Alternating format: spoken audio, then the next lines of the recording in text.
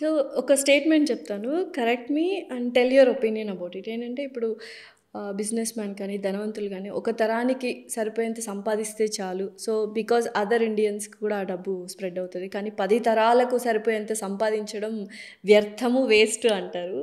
మీరేమనుకుంటారు? ఒకప్పుడు అది కరెక్ట్ అండి అది. అప్పుడేంటంటే ఒక 3 తరాలు, 5 తరాలు అంటే మనం ఇల్లు కొన్నా, లేకుంటే ఆస్తులు తీసుకున్నా, అప్పుడు చిట్టీలు కట్టేవాళ్ళు, ల్యాండ్స్ కొనేవాళ్ళు, ఇవన్నీ అంటే గోల్డ్ అంతా కొనేదంతా ఉండేది. But if you look at last 10, 15 years, 20 years నుంచి కనుక తీసుకుంటే, అప్పటి నుండి కనుక వస్తున్న న్యూ జన్ థీరం కనుక తీసుకుంటే ఇప్పుడు మారిపోయింది. ఇప్పుడు మనకు ఎవరన్నా వెళ్ళి మంత్లీ చిట్స్ కట్టేవాళ్ళు మార్గదర్శిలో అక్కడ తగ్గిపోయినారు.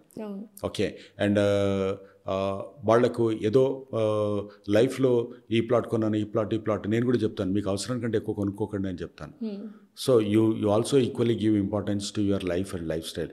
ఈ రోజులలో ఏముంది, నేను ఎక్కడికన్నా హాలిడేకి ఏ కంట్రీకి వెళ్తాను, నేను పిల్లలు తీసుకొని ఈ వారం నేను ఏ హోటల్కి వెళ్తాను, లేదా ఎవ్రీ వెకేషన్ నేను ఎక్కడ తీసుకొని వెళ్తాను, మంచి కార్ అయిపోయిన తర్వాత 3 years తర్వాత చేంజ్ చేసి ఎక్కడికి వెళ్ళాలి. అప్పట్లో డబ్బును దాచుకునే వాళ్ళు ఇప్పుడు డబ్బును అనుభవిస్తున్నారు, జీవితాన్ని అనుభవిస్తున్నారు.